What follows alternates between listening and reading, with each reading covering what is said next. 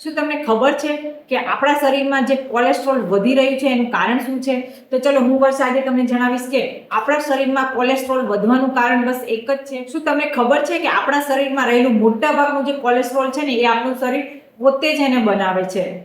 મોટાભાગના લોકો એવું માને છે કે તેલવાળું, તળેલું, ઘીવાળું ખાવાથી આપણા શરીરમાં કોલેસ્ટ્રોલ થાય છે, પણ હકીકત કંઈક એનાથી અલગ છે. તમને ખબર છે કે આપણું શરીરને કોલેસ્ટ્રોલની જરૂર પડે છે અને આપણું લીવર જ એ કોલેસ્ટ્રોલને બનાવવાનું કામ કરે છે.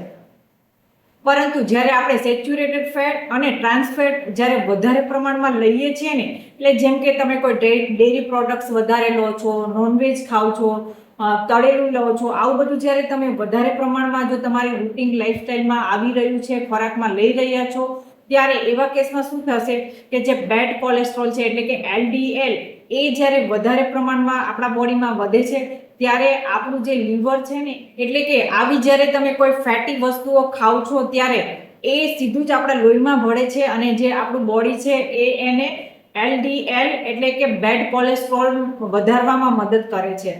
એટલે કે ક્યારેય કોલેસ્ટ્રોલને બંધ નથી કરવાનું હોતું. કોલેસ્ટ્રોલ બધામાં હોય જ, તે બધાના બોડીમાં કોલેસ્ટ્રોલ હોય, પણ આપણે કેટલું ખાઈએ છીએ, કેવું ખાઈએ છીએ અને ઓવરઓલ આપણી લાઈફસ્ટાઈલ કેવી છે એના ઉપર ડિપેન્ડ કરે છે. જો તમારે પણ કોલેસ્ટ્રોલ વિશે સાચી માહિતી જોઈએ છે તો મને અહીંયા કોમેન્ટમાં લખો કોલેસ્ટ્રોલ.